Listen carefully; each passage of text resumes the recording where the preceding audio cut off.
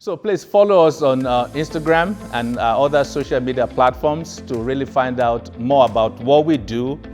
We conduct medical mission trips, like I mentioned, to various countries, particularly Nigeria, coming June 1st to June 8th. But there are other events too around Atlanta that help the unhoused. We'd love to hear your comments. Thank you very much.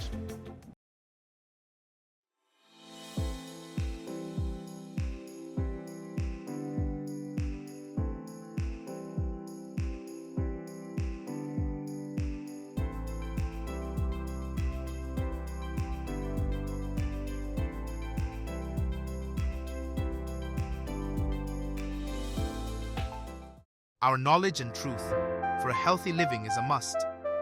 Here are the experts. Here are the facts. Here is what we testify to and speak. This is We Shop Talk.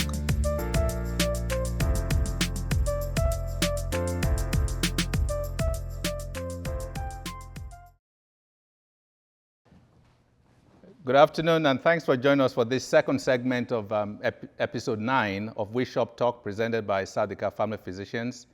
We are here downtown Atlanta at the Purple Dot Salon, and we want to thank Dwight Eubanks for allowing us this space over the last couple of episodes.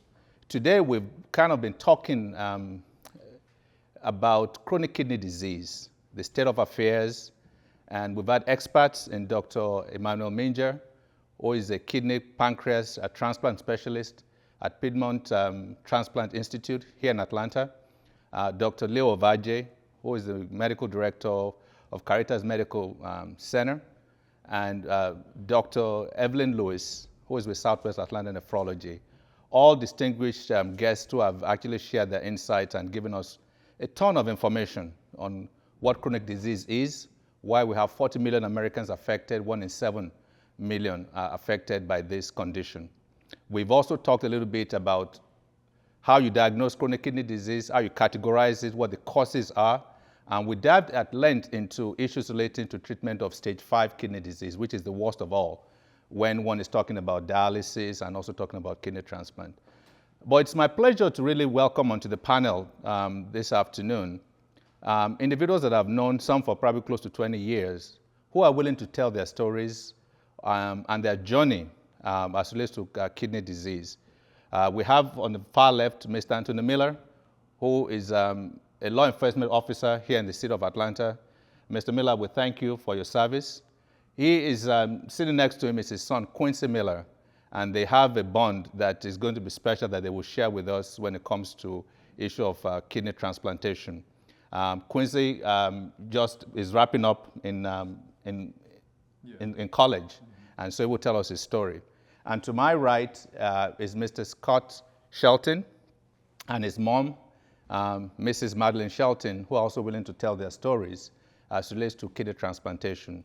And right behind Mr. Scott Shelton is Mr. Leon Hellenquist, who is also a recipient of a kidney transplant, but he had to get out of the state of Georgia to get his kidney. As we were wrapping up the last segment, so I thank all of you for willing to tell your stories, for our audience to see that there is life beyond being a kidney recipient or a kidney donor when we're talking about chronic kidney disease. But the question that we're leading off this time around is just talking a little bit about stage 1 to stage 4 kidney disease and what the issues relate to treatment in terms of dialysis. And so Dr. Evelyn Lewis was going to answer that question as to why we have almost 80% of people who are on dialysis having the hemodialysis, which means that you're hooked up to a machine 3 days a week to act as your filter, since your natural filters are not working as well, versus the type that is called peritoneal dialysis that you can do at home by yourself. You have about 12% of recipients of dialysis actually taking that type. We know that there are 2 forms of dialysis, the type that you have to go to the clinic to get done. And if you look in the African American community, there are lots of those clinics in our neighborhoods now, hemodialysis clinics. There is no question that for us in primary care and for us as doctors, our primary objective is to limit the number of patients that end up going to go see Dr. Minja or going to need dialysis, where we can treat their high blood pressure aggressively, treat their diabetes aggressively, and guess what? We can prevent those cases. Not to say you won't still have individuals that will have a circumstance that would lead them in that direction, but prevention is key. Let's turn now to Mr. Miller, Anthony Miller, and Mr. Quincy Miller to share their story. Mr. Miller I've known probably for close to 20 years as a primary care physician, very healthy man as a police officer in this city. And I remember the day he came in and mentioned to me about Quincy and what was going on. Quincy was playing football at that time in college. Please tell your story, Mr. Miller, and then we'll have Quincy kind of also tell this story.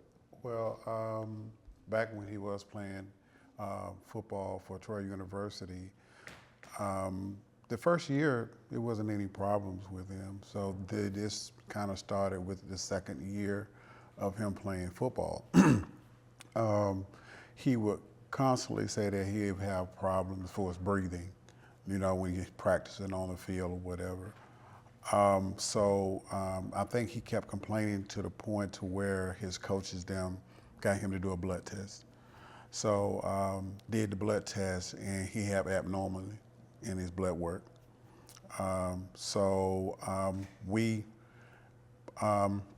He ended up coming home, and so we went to Emory to do the test all over again. Oh no, Children's Healthcare of Atlanta. And they told us that his kidney was, after they did another blood test, that his kidney was only functioning at 30%. So at that time, you know, his mom was kind of devastated, because it was like he never had any issues. He never had any problems. He was never sick. I think he mostly complained about back pain. As a football player, that's kind of normal, you know, working out or whatever. And I said, you know, but I did notice when he was in high school, he slept a lot. Well, I was like, okay, well, he has a full schedule. He's working out, football, you know, getting ready for college. But, you know, all the way up to this point, nothing like, you know, the doctor said before, it was nothing really a sign to just say, hey, you know, something going here. We need to get him tested for kidney function. So the doctor was frank with us and told us, okay, we can try to keep it at a 30% where he is, and hopefully that it doesn't drop anymore. So they put him on medication. When they put him on medication, we ran a lot more tests and whatever, and he was still having issues.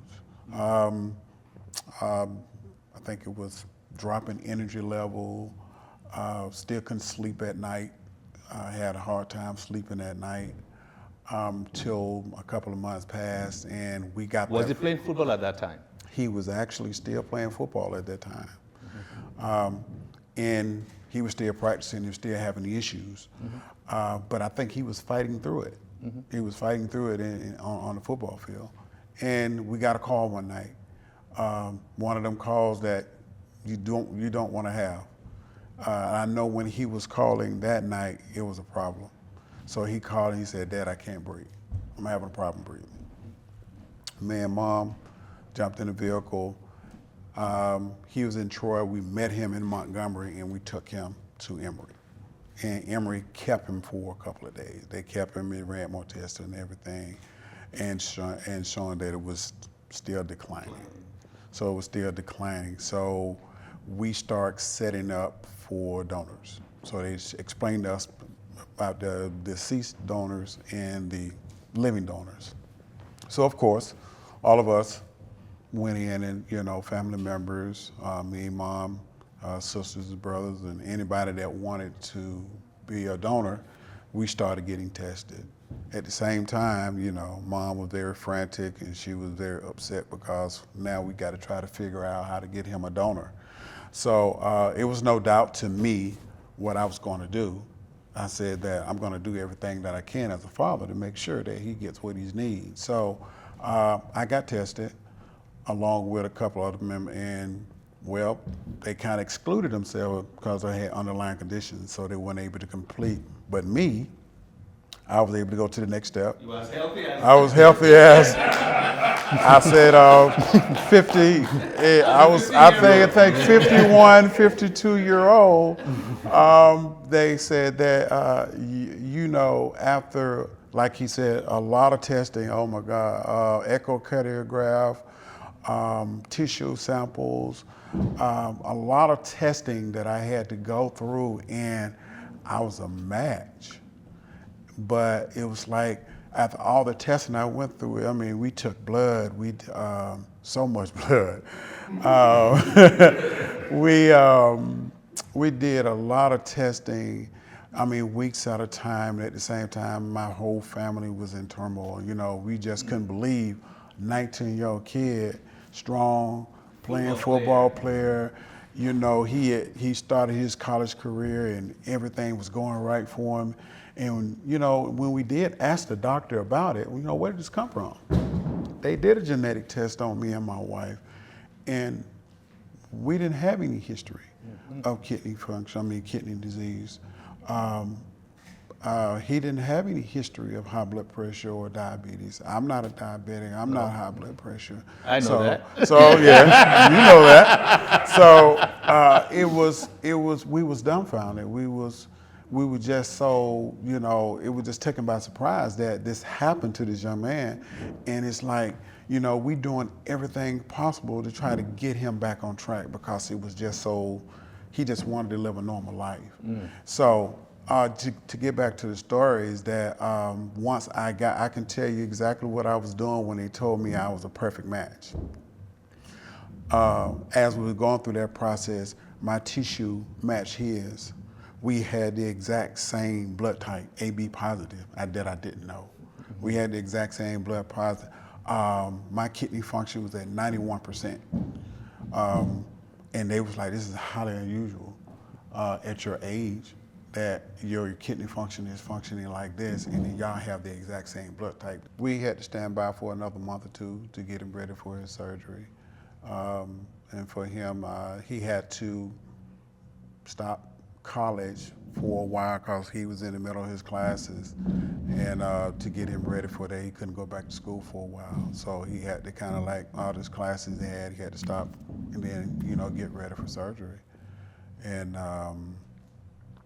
that day came, we had to be at Emory at 6 o'clock in the morning and get prepared. I mean, and that night before that was the unknown for me. I was scared as don't know what, because I never in my life had a major surgery. Never had a major surgery. I was a wreck. Yes, expectedly. I was a wreck. I couldn't sleep. I tossed and turned. I was always worried about the what if. Yes, right. You know, he in the other room playing video games.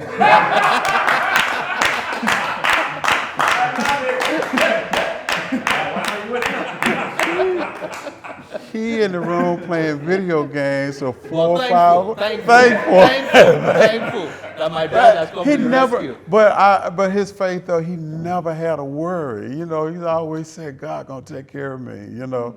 But this young kid, his strength was stronger than me and his mom. But it never stopped him for whatever he wanted. He was still trying to do his classes, even though he was going through all this. And he had an AB honor roll going on that time. At that time, all the classes, he was AB. And like I said, I was a wreck that night. And he played video games, I think, till like 5 o'clock in the morning. We had to be at Emory like at a certain time. And by the time he did lay down, it was like, hey, it's time to go. You know? Yeah, I am groggy. He was like, okay, well, let's go. You know? And he was ready, but I kind of learned a lot from him because of his faith in God and his determination on getting better. And he never had no sorrow, no feeling bad about his condition. He was like, I'm looking forward to what's gonna happen afterwards.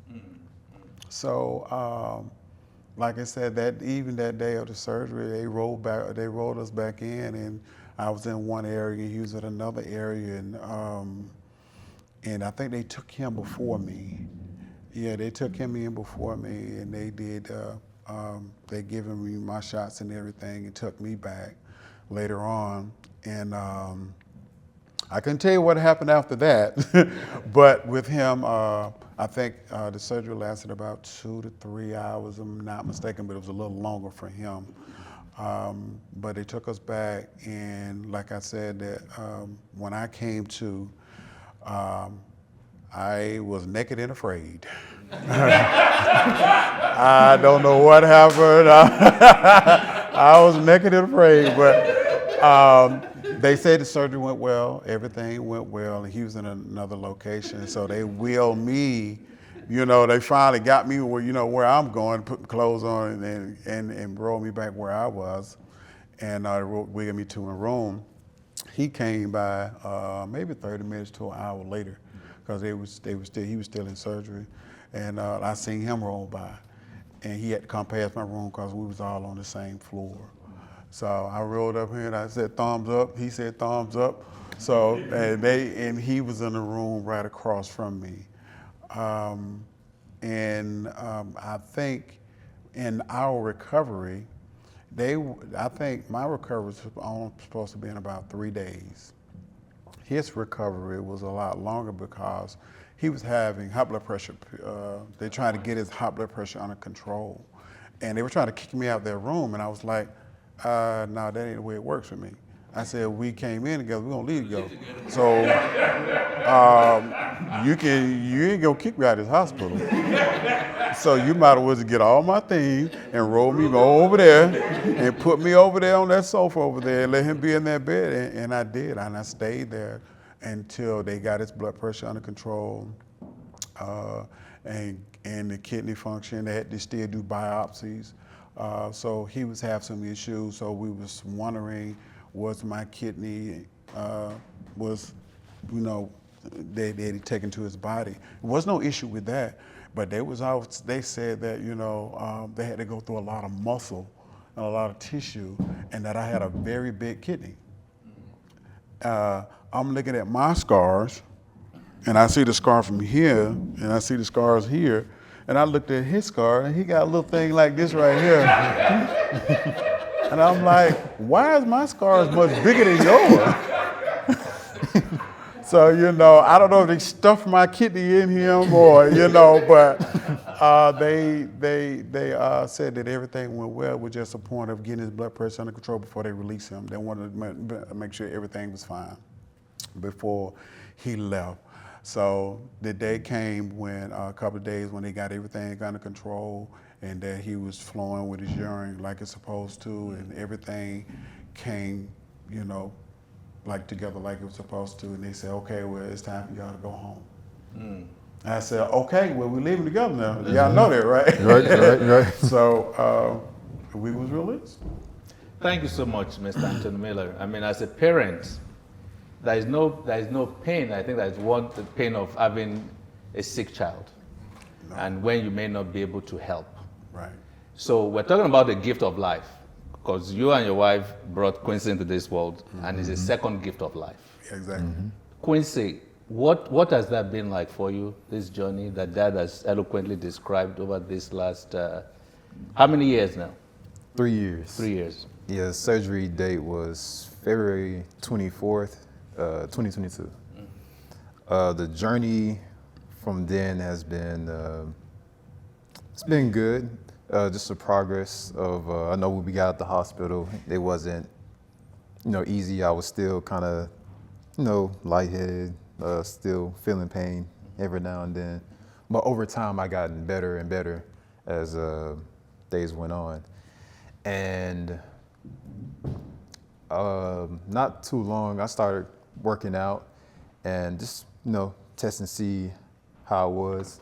And I started at like lightweight just to make sure I'm good, because I think they said don't lift too heavy, it may have damaged the kidney.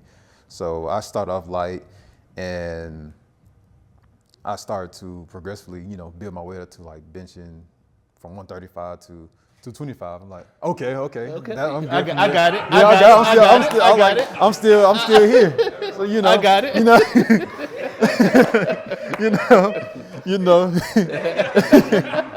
So, I'm like, okay, I'm still here. And just Just before the surgery, just that process of just finding out. I finished my first year, with football. My mentality, I was like, okay, first year I was getting my feet wet, and I was like, okay, I'm good. So now I know what the game plan is starting my second year. Mm-hmm. So I was doing like winter training, and I started, running, training with the team.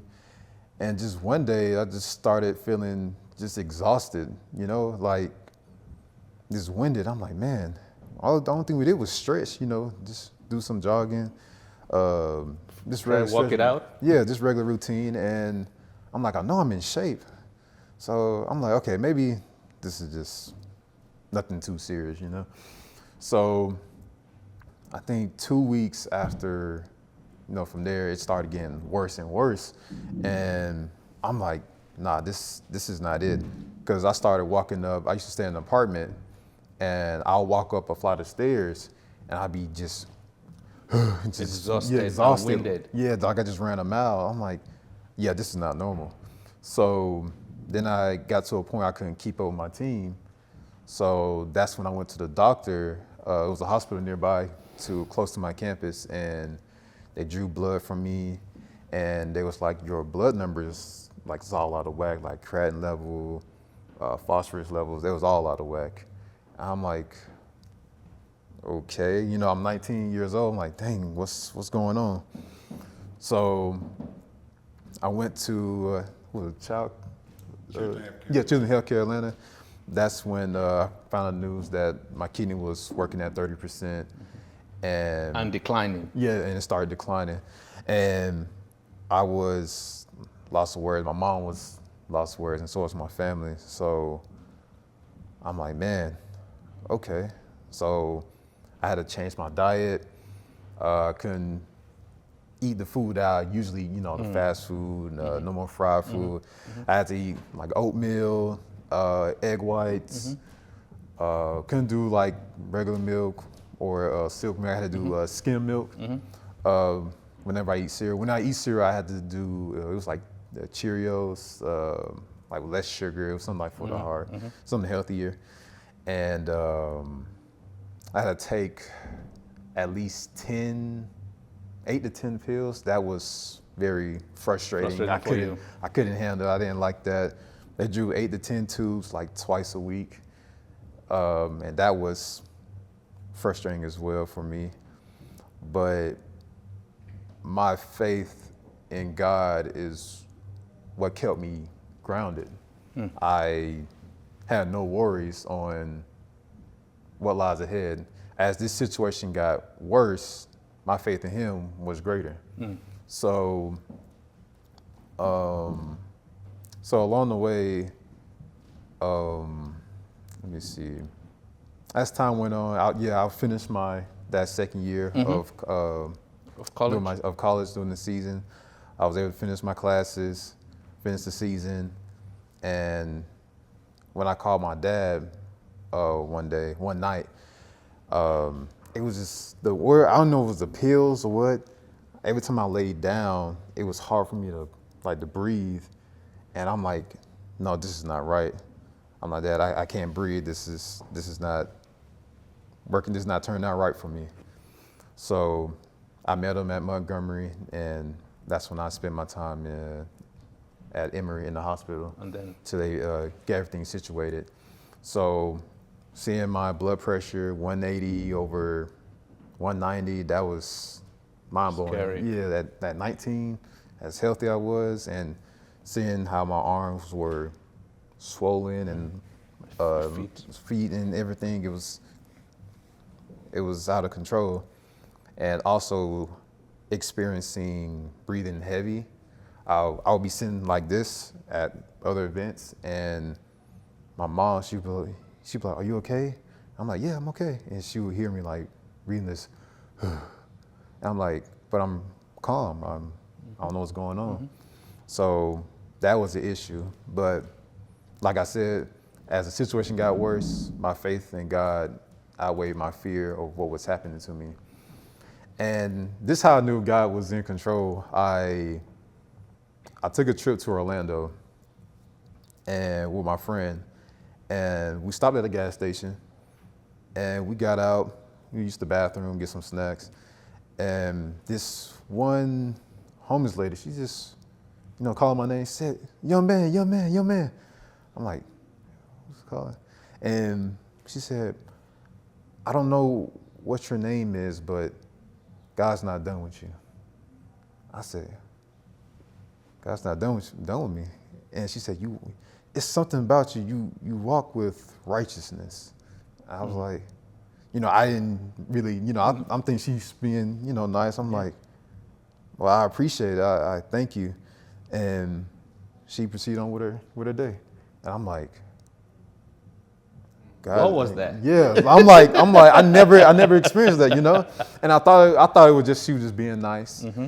And as time went on, it was in July.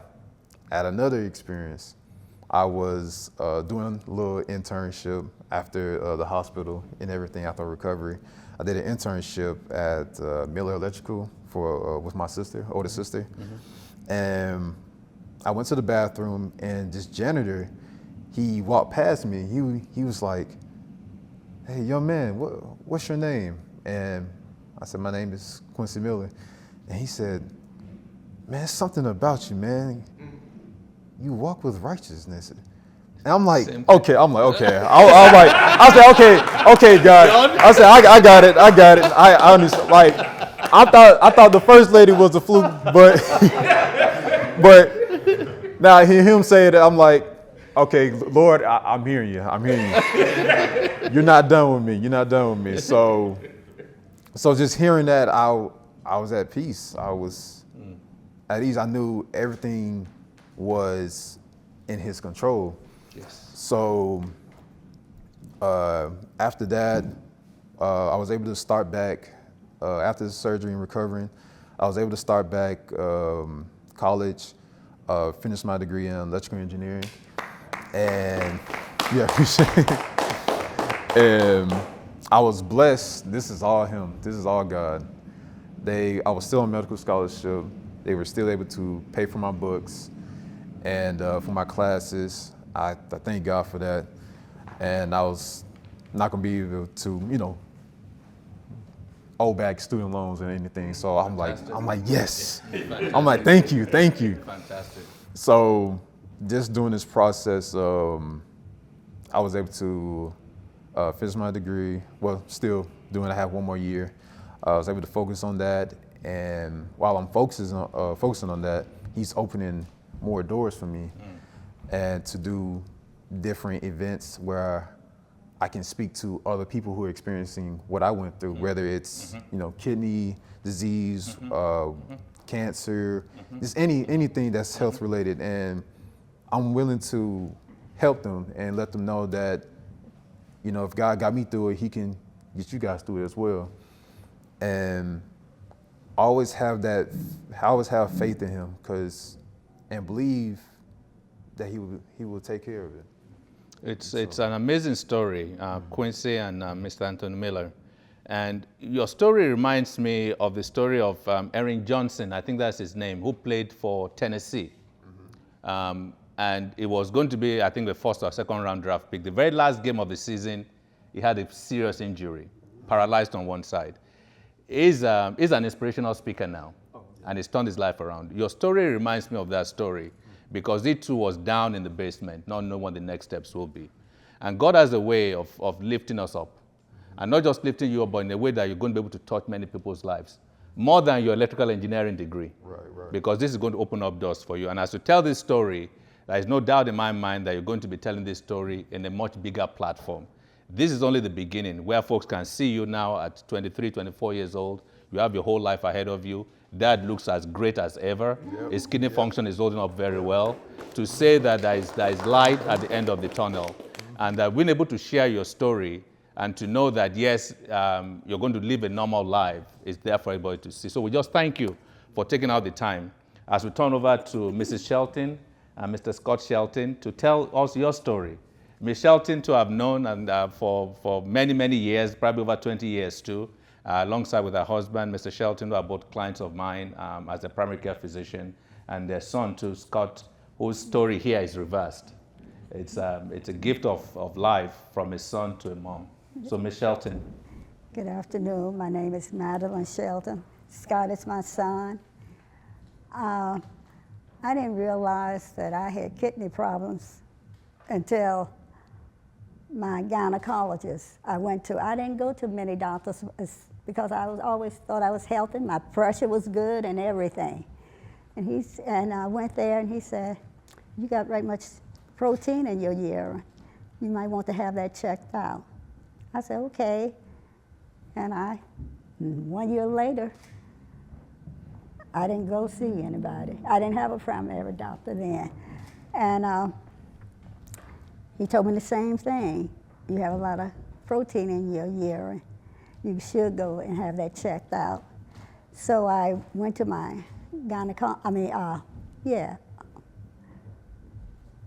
I went to my gynecologist.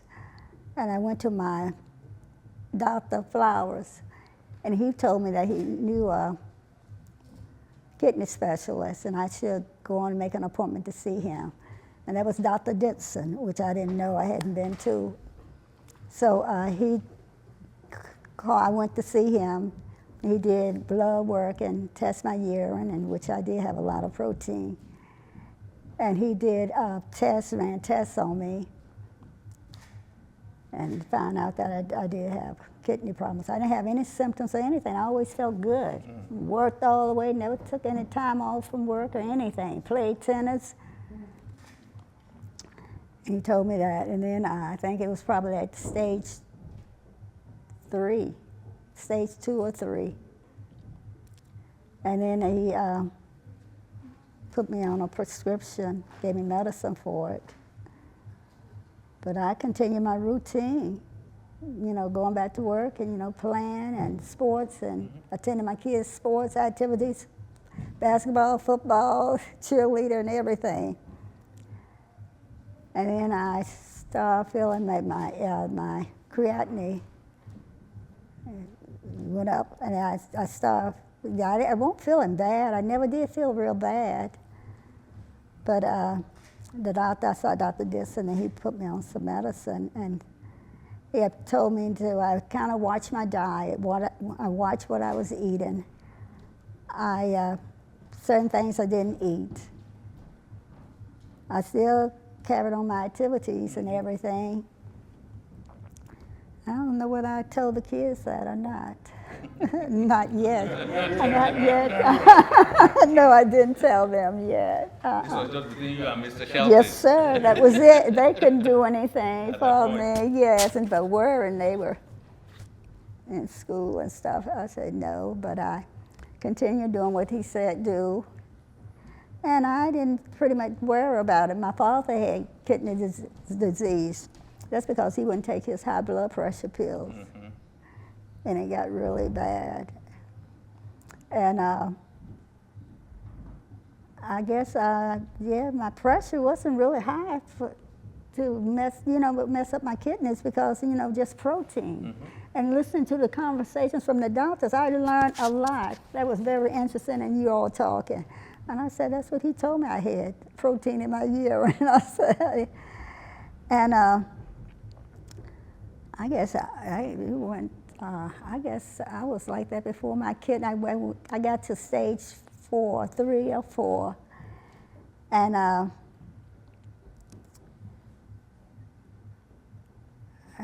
was feeling good.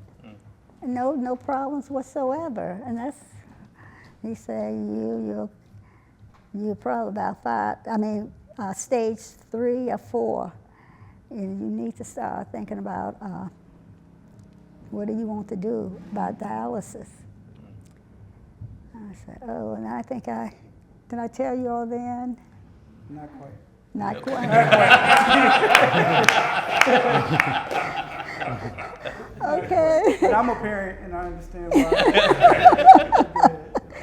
And I talked to Dr. Dixon, and I know a couple of years later, he wanted me to come in. He was going to test me about what do I want to do if I did go on when I go on dialysis. What are the options I wanted to take? I said, and then amazingly, I don't know, I didn't worry about it. It didn't, I said, if it happens, it happens. It happens for a reason. So I think several months later, he set an appointment up for me to take the exams, just in case I did go on. He set me up to go on dialysis. I was like, okay, I know my father was going, and he had a stent in his arm, and I remember that. I said, oh, all right. I said, if I have to do it, I will. And then I guess a couple of weeks later, he said, well, your creatinine has gone up, so right now we don't have to worry about you being tested for a big dialysis. I said, oh, thank goodness, yes. And so I continued doing what I was doing. And December the 13th, 2012, that's when I had my surgery. And I was feeling okay up until then.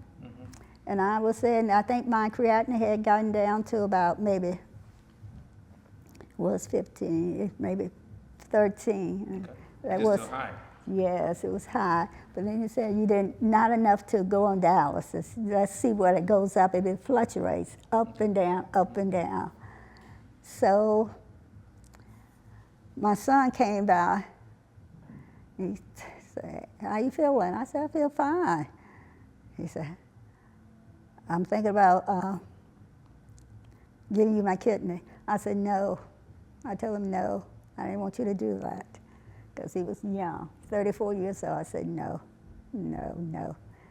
And so that was it for me. And then he said, well, okay, then I'll see you later. I said, okay, then. And so the next day, maybe a day or two later, he came by. He said, Mama, I'm going to give you my kidney. I said, no, I don't want you. He said, this is what I want to do, and I'm going to do it. Nothing you can say going to change my mind. And I just kept quiet. I didn't say nothing. He's never really been that firm and said that. I said, well, okay, we'll see. So he made an appointment, and Scott, of all my other two kids, Brian and Autumn, to get blood work. I said, you know you're going to have a lot of blood work. Oh, he will faint almost if he got a shot. I said, oh, no. That's why I said, no, he couldn't do that. You go through a series of lab work and everything. But he was the child, a perfect match. And he got all those labs done. The kids, we couldn't believe it. William and the kids. Scout of all people. Yes, scout of all people. I had to bribe him. Come on, let's go and get the blood work. Give him he maybe threw up, a faint, or whatever. But I didn't want him to go through that because but he went through it. So like a champ. what was that like for you, Scott? When, as Mom has just told us this story, when did you come into the picture? Because clearly Mom kind of held things back, and rightfully so. And we know for us as parents, when you're going through things, you don't want to get your children worried or bothered. When did you know your mom needed some assistance? We didn't know the full extent until she was really given two options. And that's either to start dialysis within the next couple months or have a transplant. So like she said, my grandfather, we saw the toll that it took on him. He was going 3 to 4 times a week, and he was just tired and just miserable during those last stages. So didn't want to put her through that. Like she said, I told her that I was going to do it. Spoke with my wife, spoke with my dad, my siblings, and told them that's what I was going to do. I mean, I'm the oldest of 3, so obviously I was going to, lead the way and get tested first. We didn't all get tested like you all did, but they went ahead and told me.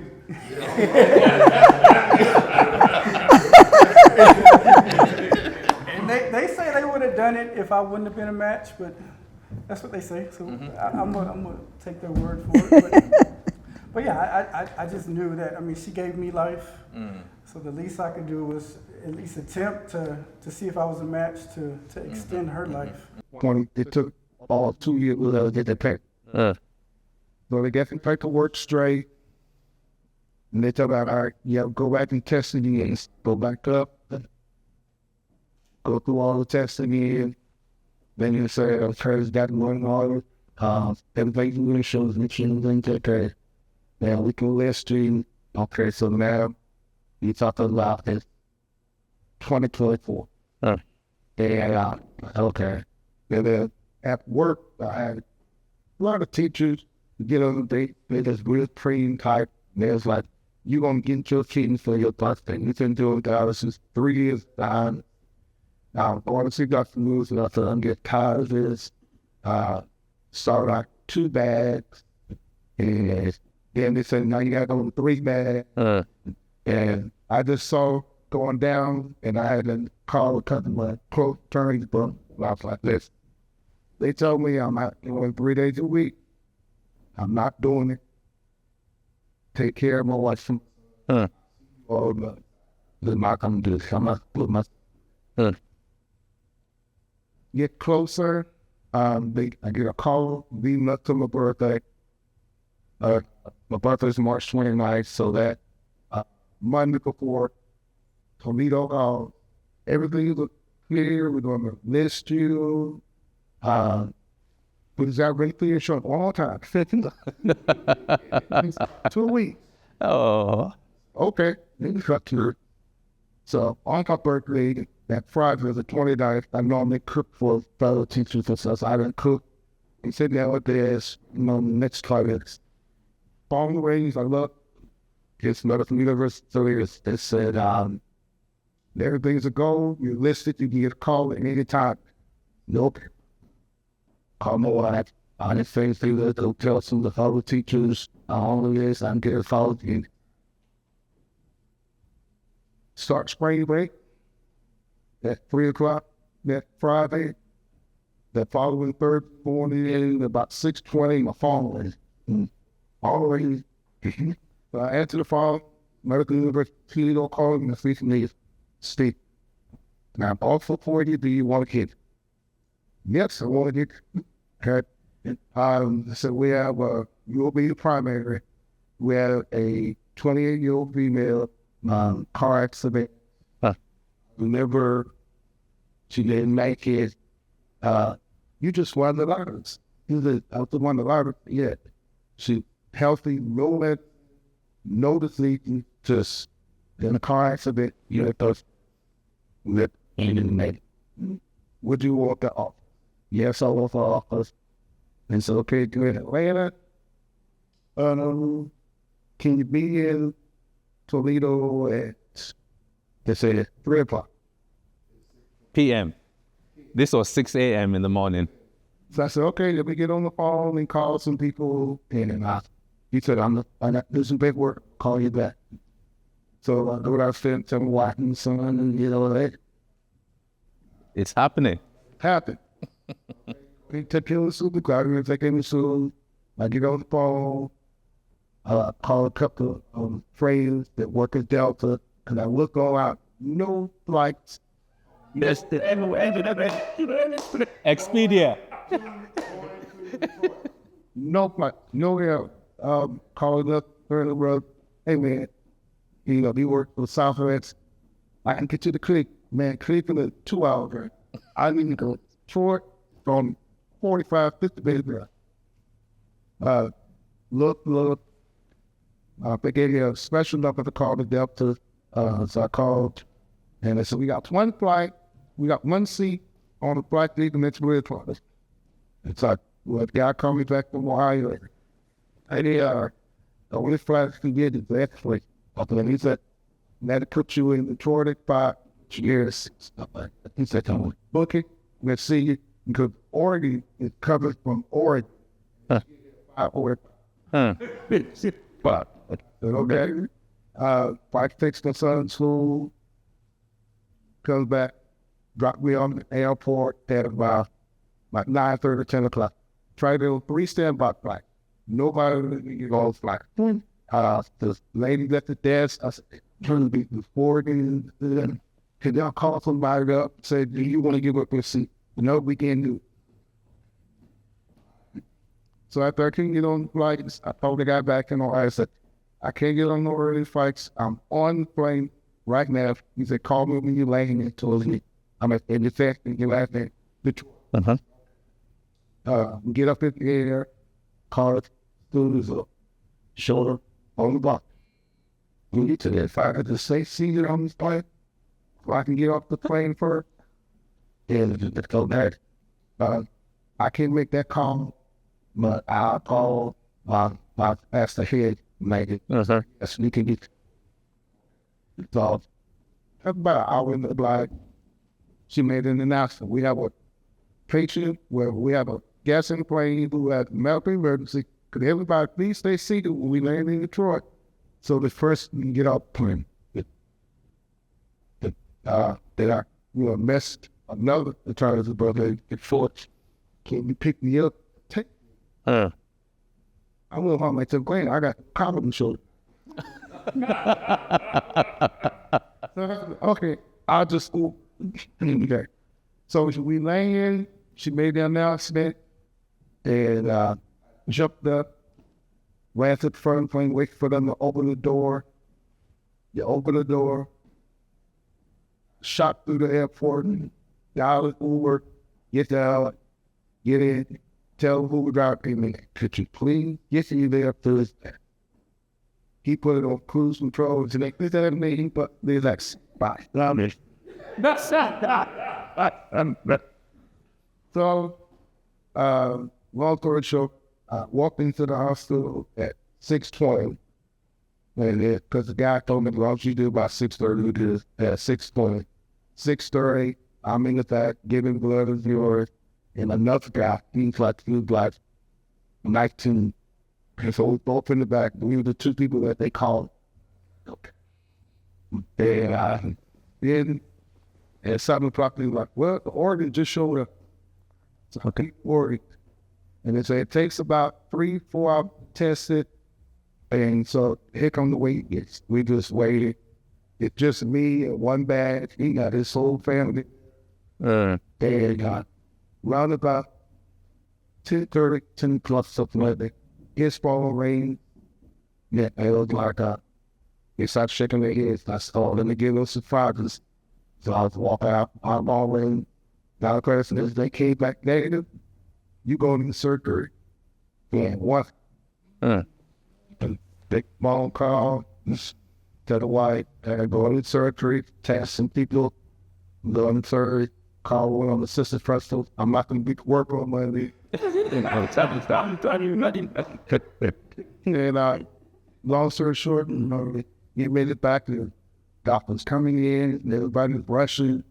Like, come on, let's get ready. We gotta go. Then become nephrologist come there. He's talking to me, and I just found out today that the nephrologist, Dr. Yara, trained with this guy. They actually had trained me. It was a wonderful experience. After being on the list at Emory for like 2-3 years, since 2020, never received a phone call, and holding this in the wire for 6 days. Be just more appreciative and thankful of Quincy for sharing his story and his journey. We want to be part of that journey moving forward, and just for you to be able to let people know that there is life after being a recipient. But also the story of your dad and the story of your family, standing by you and being there, driving through the night to come and meet you when you couldn't breathe. And they share stories that your dad told, the fear that he had the night before the procedure, the fear of the unknown, but that is here standing with us 3 years later. Yes, he has an issue with his ankle, but that has nothing to do with his kidney. It has nothing to do with the kidney. He did a 5K with the Atlanta Mission just a couple of weeks ago, and we're talking about doing another 5K together. It just tells us, and people can see very clearly, that there's just a whole lot that we can accomplish together when family sticks together. So thank you, Mr. Anthony Miller. I know you're itching to get back on the streets, and as a matter of fact, he is this is his jurisdiction as a police officer. He covers this area of Atlanta. So we thank you so much. And Quincy, we're so proud of you as a qualified electrical engineer now. But like I said, I think your story is going to be much more than just an electrical engineer. And just your passion and your spiritual inclination and what you've shared with us is so very special. So thank you both. And to Scott Sheldon, who is still here with us despite passing out a couple of times, giving the blood, but just the conviction to say, this is what I want to do for my mom, a gift of life. And Ms. Shelton, we appreciate you so much for being here to be able to share this story with us and to our audience. And also Mr. Leon Helloquist. I think our kids actually go to the same school. We've talked about that in the past, and has been a teacher to still giving back despite all. It's just to let folks know that chronic kidney disease should not define who you are. It's just part of your story, just like any other medical condition. And this is the story that the faces that I want you to remember, that there is life after chronic kidney disease, and there are doctors, specialists behind us who will help you get to the point where you need to be. And for the audience out there, know what your GFR is.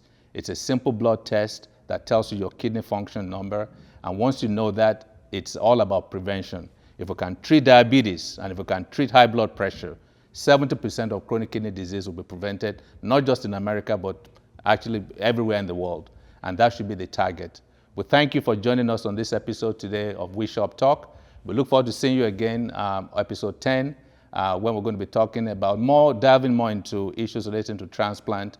And we have episode 11 that is actually going to be recorded in Nigeria during the medical mission trip to Nigeria, where we're offering surgical services and medical services to about 2,000 recipients in Nigeria.